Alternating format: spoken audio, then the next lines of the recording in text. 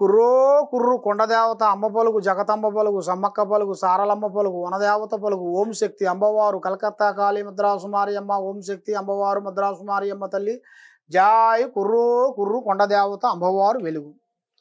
ప్రజలందరికీ నమస్కారము.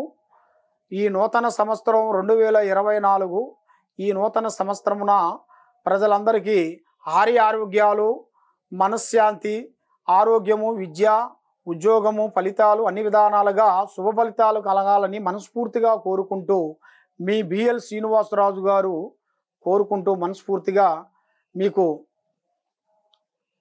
జై సమ్మక్క. ఈ మీనరాశి వాళ్ళకి అదృష్టము జీవితము లలాటకము యోగము నక్షత్రము స్థానబలము పూజ బలము. ఓం శక్తి వినాయక విఘ్నేశ్వర.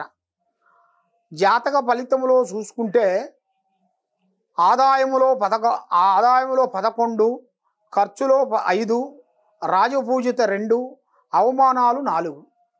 కాబట్టి ఈ రాశి వాళ్ళకి జాతక ఫలితంలో చూసుకుంటే ఈ నూతన సంవత్సరములో శివయ్య శ్రీ వెంకటేశ్వర స్వామి వీళ్ళిద్దరూ వచ్చారు. జాతక ఫలితంలో వీళ్ళిద్దరూ వచ్చారు కాబట్టి మీరు చేయాల్సిన దర్శనాలు శివయ్య దర్శనము శ్రీ వెంకటేశ్వర స్వామి దర్శనం తప్పకుండా చేయాలి. మీనరాశి వాళ్ళకి ఈ 2 దర్శనాలు వాళ్ళు చేస్తే వాళ్ళ మనసులో అనుకున్న కోరికలు వాళ్ళ మనసులో తలించిన ఆలోచనలు వాళ్ళ చదువులు ఉద్యోగాలు వ్యాపారాలు వ్యవసాయంలో కానీ కుటుంబంలో కానీ కొన్ని విధానాల ప్రకారంగా తప్పకుండా సెట్ అవుతాయి. కానీ కొంతమంది పెద్దవాళ్ళ మాట వెనక నేనే గొప్పవాడిని అని స్నేహితులమ్మటి పోయి అదో గతి పాలైపోయి స్నేహితులమ్మటి తిరిగి ఇప్పుడు చూసుకుంటే అక్కడ ఏమి కనబడుతున్నాయి.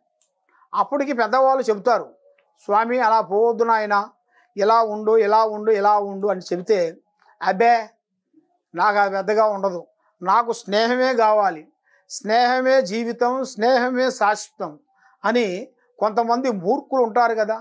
అలాంటి వాళ్ళు తెలిసి తెలియక అంటే ఆ మత్తులో పడ్డవాళ్ళు ఆ మైకంలో పడ్డవాళ్ళు మళ్ళా వాళ్ళు ఏం చేస్తారంటే ఈ మానసికంగా ఈ బాధ ఆ స్నేహంలో ఒక ప్రాబ్లం కలిగినప్పుడే అబ్బా నేను చాలా తప్పు చేశానురా అని వాడు మనసులో కుమిలిపోయి అరే పెద్దవాళ్ళ మాట ఎందుకు వినలేదు నేను అని వాళ్ళు చాలా వరకు బాధపడుతూ ఉంటారు.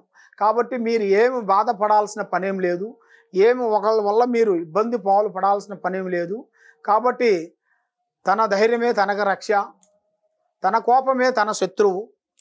కాబట్టి మనం ఏ కార్యక్రమం చేయాలనుకున్నా ఏ పనికి పోదాం అనుకున్నా కూడా అతి జాగ్రత్త ఉండాలి. ఏ పని చేసినా కూడా ఆలోచించి ముందడుగు వేయాలి. వేస్తేనే వాళ్ళ జాతక ఫలితాల ప్రకారంగా చూసుకుంటే రావు అనేది మీకు అనుకూలంగా కనబడుతలేదు. గురుదశ తగ్గింది, శని దశ ఎక్కువగా కనబడుతుంది. శని దశ ప్రారంభం వల్ల మీకు వేలునాటి శని చక్రం తిరుగుతుంది. ఆ వేలునాటి శని వల్ల మీకు ఏ కార్యక్రమాలు అనుకున్నా కూడా అవి అయినట్టుగా అవుతాయి, దగ్గరకు వస్తాయి, భంగమైపోతుంటాయి.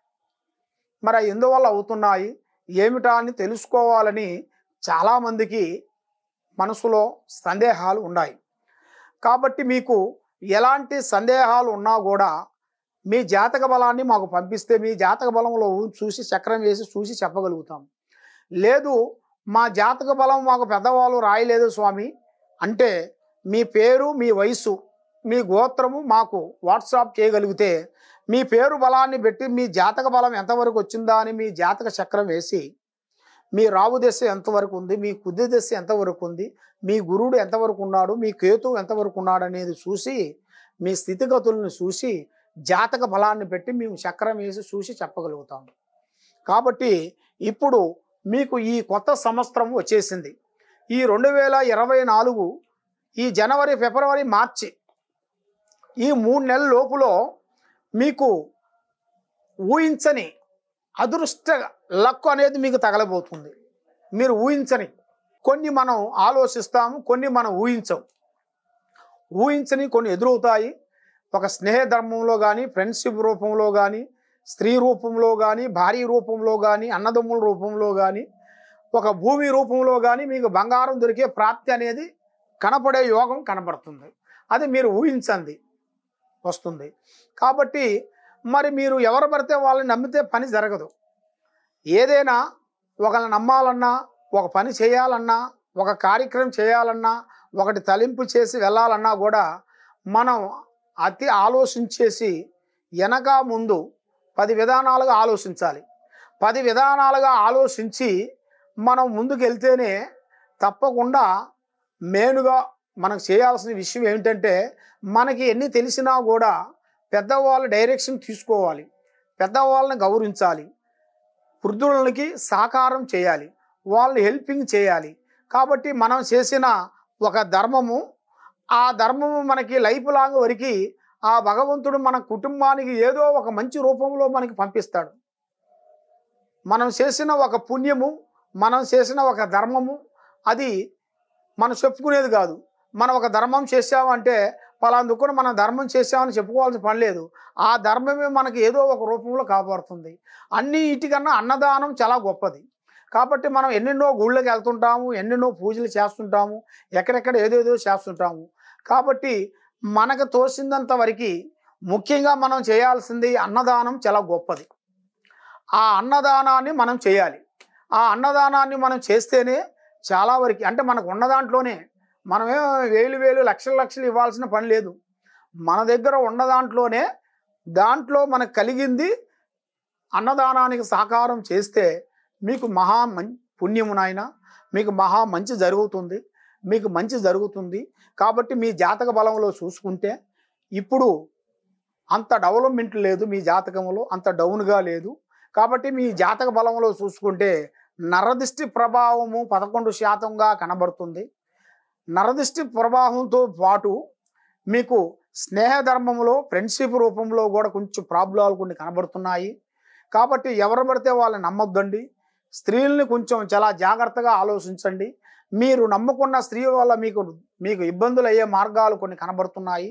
కాబట్టి ఏ పని చేసినా, ఏ కార్యక్రమం చేసినా ముందే నీ ప్లానింగు, నీ పని, నీవు చేయాల్సిన పనుల్ని పబ్లిసిటీ చేయకోకుండా కొన్ని కార్యక్రమాలు అయిపోయిన తర్వాత చేసుకుంటే మీ ఫ్యూచర్లో అతి పెద్దగా గొప్పవాళ్ళు అయ్యే యోగాలు ఉన్నాయి. మీకు కొంచెం విదేశాల ప్రయాణాలు, ఫారెన్ దేశం విదేశాల ప్రయాణాలు, ఉద్యోగ పరంగా కానీ, వ్యాపార పరంగా పెద్ద విదేశాలు పోవటం కానీ, ఉన్నదాన్ని మార్పు చేయటం కానీ అలాగ కొన్ని జరుగుతున్నాయి నాయన. కాబట్టి మీరు మీ జాతక బలంలో చూసుకుంటే గోధుమల్ని ఒక కేజీ గోధుమలు తీసుకొని, మీకు దగ్గర ఉండవలసిన వాళ్ళు కొంతమంది బ్రాహ్మలు ఉంటారు కదా, ఆ బ్రాహ్మలకి దాంట్లో ఒక తమలపాకు పెట్టేసి, దాంట్లో ఒక పండు పెట్టేసి, దాన్ని మీరు తీసుకొని వెళ్ళేసి అక్కడ మనకు దగ్గరలో ఉండవలసిన వాళ్ళు గోమాత అంటే మనకు ఉంటుంది కదా. ఇంతకుముందు గోమాత అంటే ఎక్కడెక్కడో పోయేవాళ్ళం, ఇప్పుడు ఎక్కడ పోవాలని పనేమి లేదు. ఇప్పుడు అన్నీ గోశాలలు చాలా ఉన్నాయి. మీరు ఆ గోశాల దగ్గరికి వెళ్ళి ఆ గోమాతకి మీ చేతుకుంట ఆ పండ్లను తినిపించాలి, అరటి పండ్లను తినిపించాలి. ఒక 5 అరటి పండ్లు తీసుకొని పోయి ఆ 5 అరటి పండ్లని ఆ గోమాతకి తినిపించి, మీరు గోధుమలు 1 కిలో గోధుమలు తీసుకొని దాంట్లో ఒక తమలపాకు పెట్టేసి, అది అక్కడ ఉండవలసిన బ్రాహ్మలు కానీ, అక్కడ మనకి ఎవరు బ్రాహ్మణులు లేకోకుండా ఉంటే, అక్కడ ఎవరన్నా లేని వాళ్ళు, ఎవరన్నా భోజనానికి లేని వాళ్ళు కానీ ఎవరన్నా ఉన్నా కూడా వాళ్ళకి ఆ దానం చేస్తే మీకు ఉండాల్సిన కొన్ని దోషాలు శాంతమైపోతాయి. మీకు అన్ని విధానాలుగా బాగుంటుంది, మనశ్శాంతి కలుగుతుంది. కాబట్టి ఇంకా ఎన్నెన్నో దోషాలు కొన్ని కనబడుతున్నాయి మీకు ఈ కొత్త సంవత్సరంలో. మీకు ఎలాంటి దోషాలు ఉన్నా, ఎలాంటి ప్రాబ్లమ్స్ ఉన్నా, ఎలాంటి సందేహాలు ఉన్నా కూడా మీరు ఇంతకుముందు తెలుసో తెలియకో ఎక్కడెక్కడో జ్యోతిష్యాల దగ్గరికి వెళ్ళి ఎంతో ఖర్చు పెట్టుకొని లక్షలు అంట ఖర్చులు పెట్టి హోమాలు చేసుకొని, ఆ పూజలు ఈ పూజలు చేసుకొని అభివృద్ధి రేఖ డౌన్ అయిపోయి మానసికంగా కింద పడిపోయి ఈ జీవితం అయిపోయింది ఇదేలే అనుకుంటున్నారు. కానీ కాదు, మీకు అంటూ మళ్ళీ ఒక లైఫ్ అనేది ఉంది. తప్పకుండా పడ్డవాడు చెడ్డవాడు కాదు. మీ టైం బాగోక పడ్డారు కాబట్టి మళ్ళీ మీ టైం మళ్ళీ బాగుంటుంది. ఆ టయానికి మీకు మళ్ళీ ఒక మంచి టైం రాబోతుంది. ఫ్యూచర్లో గొప్ప వాళ్ళు కావాల్సిన యోగ ప్రాప్త్యాలు కనబడుతున్నాయి. మీకు ఉద్యోగాలు ఫలితాల్లో కానీ, వ్యవసాయంలో కానీ, ఉద్యోగంలో కానీ, కుటుంబంలో ఎలాంటి సమస్యలు ఉన్నా కూడా తప్పకుండా ఈ కింద ఉండాల్సిన ఈ నెంబర్కి తప్పకుండా మీరు సంప్రదించండి. మీకు ఏ డౌట్ ఉన్నా కూడా మమ్మల్ని ఫోన్ చేస్తే మీకు ఏ దోషాలు ఉన్నా కూడా చూసి చెప్పగలుగుతాము.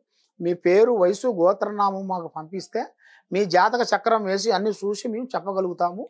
కాబట్టి మీరు ఏ కార్యక్రమం చేయాలన్నా కూడా కొంచెం నిదానంగా ఆలోచించి చేయండి. తొందరపాటు మీకు వద్దు. నిదానమే ప్రధానము. సర్వోజన సుఖినో భవంతు. ఓం నమః శివాయ నమః.